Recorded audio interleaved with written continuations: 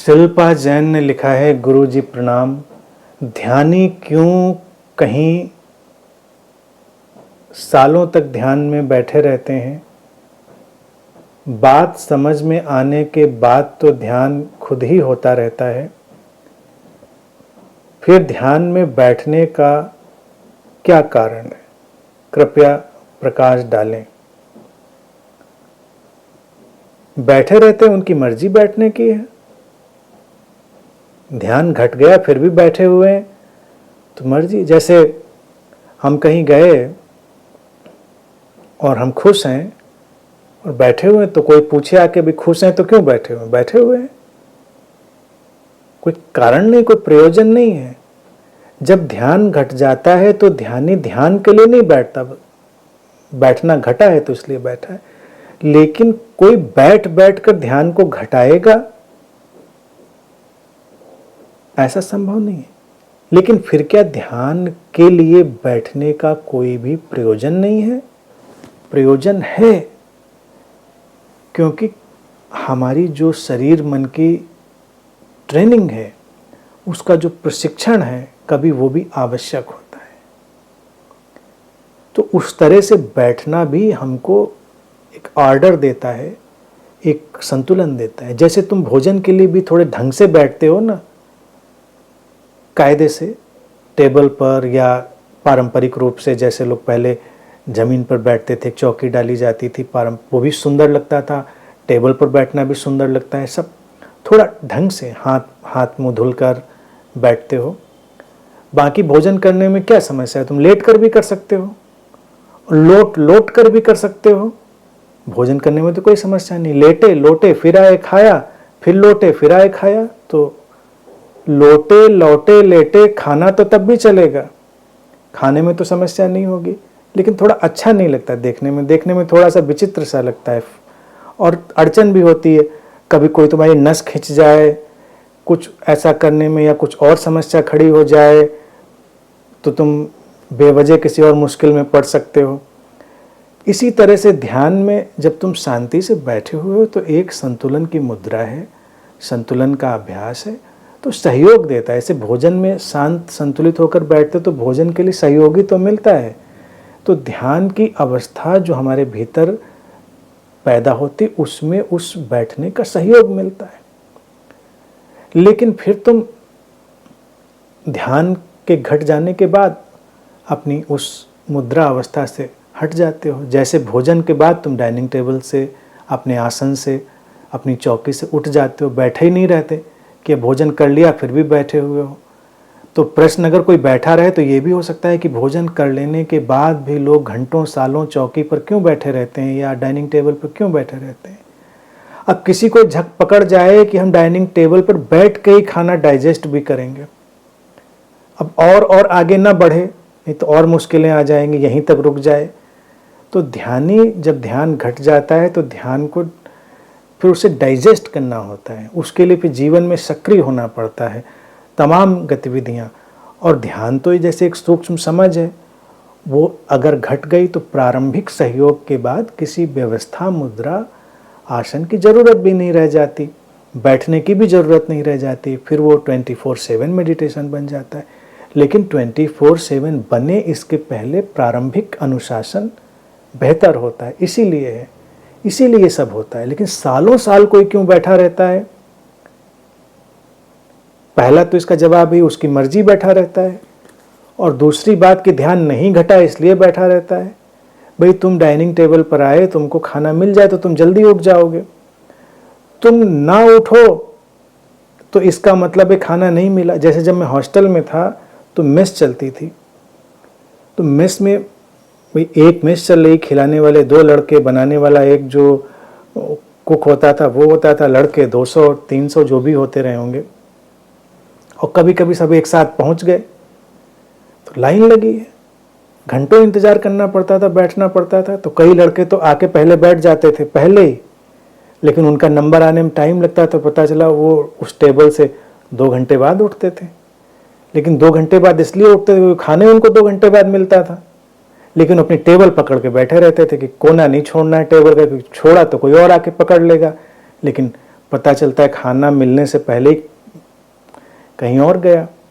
तो ये सब जो चीज़ें हैं, जैसे वो लिखती महावीर 12 साल बैठे, ये हमारे पास डेटा है, बैठे कि नहीं बैठे हम नहीं जानते, कि 12 साल बैठे कि 20 साल बैठे। जो किताबों में लिखा, जो लोगों ने बताया, वो हम जानते हैं। अगर मैं बात समझूं तो 12 साल महावीर की साधना का, उनके अपने संशोधन का एक वक्त रहा होगा। उसमें उन्होंने समझने का प्रयास किया होगा। वो बैठे ही रहे होंगे ऐसे मूर्तिवत, जैसा मूर्तियों में बनाते हैं। मैं नहीं समझता इसकी कोई प्रासंगिकता रही होगी।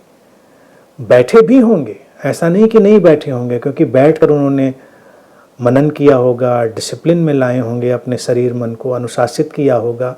लेकिन 12 साल मूर्ति की तरह से बैठे होंगे तो कोई अंदर ज्ञान का ज्वालामुखी थोड़ा ही होता है कि 12 साल के बाद अंदर से ज्वालामुखी फूट गया और फिर वो ज्ञान का लावा बहा और उसके बाद वो हट के चले आए। ऐसा नहीं होता। 12 साल बैठे रहे।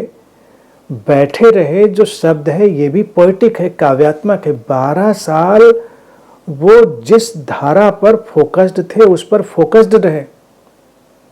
जैसे कभी कभी हम किसी चीज़ के लिए कहते हैं ना, जैसे कोई किसी चीज़ को पकड़ के बिल्कुल पकड़े हुए हो, तो हम कहते क्यों पकड़ के बैठे हो इसको भाई, इस चोट को पकड़ के क्यों बैठे हो। या कोई धन के ऊपर या किसी पदार्थ के ऊपर अपनी पकड़ बनाए तो कहेंगे देखो बिल्कुल कुंडली मार के बैठा हुआ है इसके ऊपर, से सांप बैठ जाता ना कुंडली मार के। तो बैठना एक पारिभाषिक पोएटिक वर्ड है। जब हम कहते हैं कि बैठे मत रहो भाई, कोई बात तुम्हें चोट कर जाए तो हम कहते हैं आम प्रचलन की भाषा में, भाई इस बात को लेकर बैठे मत रहो, आगे चलो, छोड़ो उस बात को, तुम तो बैठ ही गए इस बात को लेके। तो अगर हम कहें कि शिल्पा को किसी ने एक अच्छी बात या एक बुरी बात कही थी और वो लेकर उसको 20 साल बैठी रही, आगे आने वाले 200 साल बाद जब तुम्हारी आत्मकथा लिखी जाए और कहानी लिखी जाए तो लिख दिया जाए ऐसे ही लिटरल कि शिल्पा एक बात को लेकर 20 साल बैठी रही। तो जो रीडर होगा वो पढ़ेगा, अरे बाप रे 20 साल एक बात को लेकर बैठी रही, कहीं हिली नहीं हटी नहीं। तो मूर्तियां बन जाएंगी तुम्हारी, और बात जो भी होगी वो बात का सिंबल मूर्ति के आगे बना दिया जाएगा, ये बात थी, इस बात को लेकर वो 20 साल बैठी रही थी। तो जब कहा जाए कि महावीर ध्यान में 12 साल बैठे रहे, तो इसका अर्थ ये है कि ध्यान पूर्णता जो थी, जो मेडिटेटिवनेस थी, उससे वो हिले ही नहीं। 12 साल यानी कि जब वो विचरण कर रहे हैं, जीवन का अनुसंधान कर रहे हैं, समझ रहे हैं, तो वो एक ऐसी समझ थी जिसमें वो टिके थे, बैठे थे, हटे ही नहीं वहाँ से। इसीलिए जब 12 साल वो नहीं हटे, उसमें बैठे ही रहे ध्यान में, तो वो इतना प्रगाढ़ हुआ, वो आलोक इतना प्रगाढ़ हुआ कि वो उनसे बटने लगा, चारों तरफ फैलने लगा। इसलिए ये बात कही गई कि 12 साल बैठे रहे। बुद्ध 6 साल बैठे रहे या बुद्ध इतना बैठे रहे, लेकिन ये नहीं कि वो बैठे रहे मूर्ति की तरह। इसी पोएटिक चीज पर लोग अपना पिक्टोरियल ग्राफिक भी बना देते हैं कि कोई संत गए और हिमालय में जंगल में इतना बैठे साधना में कि चींटियों ने उनके ऊपर घर बना लिए, चींटियों ने घर बना लिए उनके ऊपर। सोचो, ये शरीर है कि पत्थर है, लकड़ी है, क्या है, चींटी घर बना लेंगी इसके ऊपर।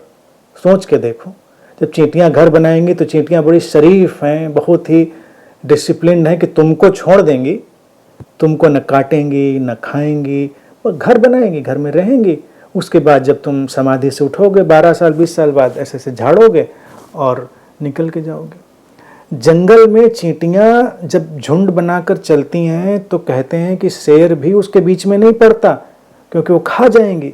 जो चींटियां हैं तमाम ऐसी, जब झुंड के झुंड उसके ऊपर आती हैं, किसी पशु के ऊपर, तो चाट डालती हैं उसको। तो योगी बैठा था, उसको उन्होंने काटा खाया नहीं, बस घर बनाया, शराफत से रहीं, अपना काम करती रहीं। बाद में इन्होंने जब जागे तो पता चला अच्छा चींटियों ने घर बना लिया था हमारे ऊपर। ये सब कहानियां हैं, लेकिन कहने वाले यही बताते हैं कि वो इतना स्थिर हो गए थे ध्यान में कि सारा संसार का कार्य व्यापार चल रहा था। चींटियां घर बना रही थीं, शेर टहल रहे थे, पक्षी उड़ रहे थे, सब कार्य व्यापार चल रहा था, लेकिन वो हिले नहीं, वो नहीं हिले अपनी जगह से, यानी अपने ध्यान से, ध्यान पूर्णता से, मेडिटेटिवनेस से नहीं हिले। तो जो नहीं हिलता है वो बैठा रहता है, दैट्स ऑल। समझे?